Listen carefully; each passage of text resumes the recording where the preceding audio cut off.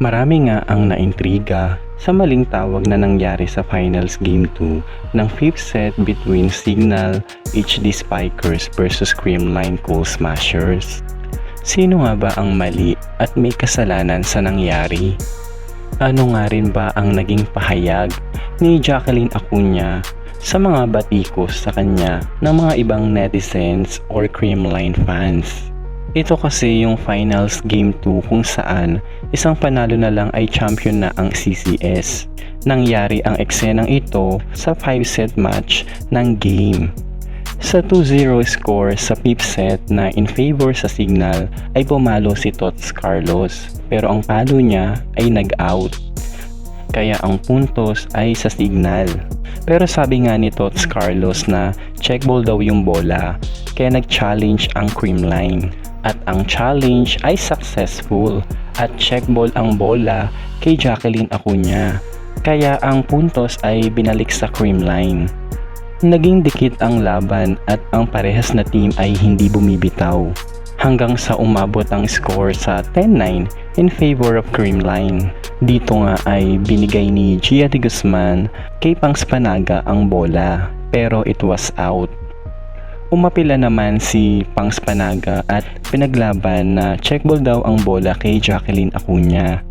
Pero sabi ni Jacqueline Acuña ay wala daw siyang na-touch.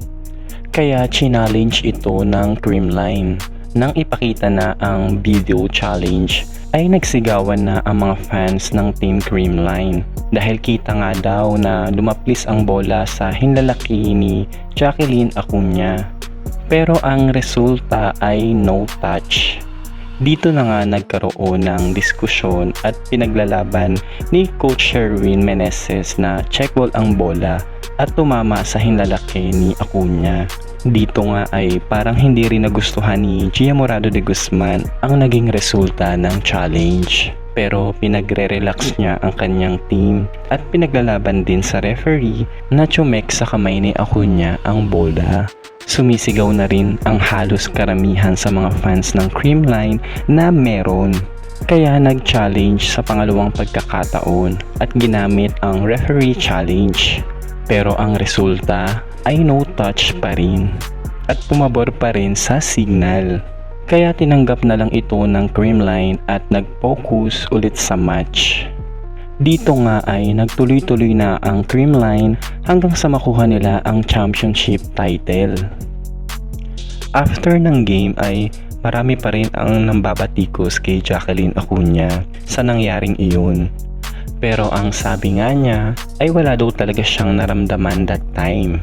Minsan kasi talaga kung player ka at naglalaro ka ng volleyball ay maiintindihan mo din si Jacqueline Acuña. Dahil may mga times na di rin natin nararamdaman kung na-net-touch ba tayo or na-check ball. Kaya nga nagkaroon ng challenge para malaman kung may check ba or touch sa net.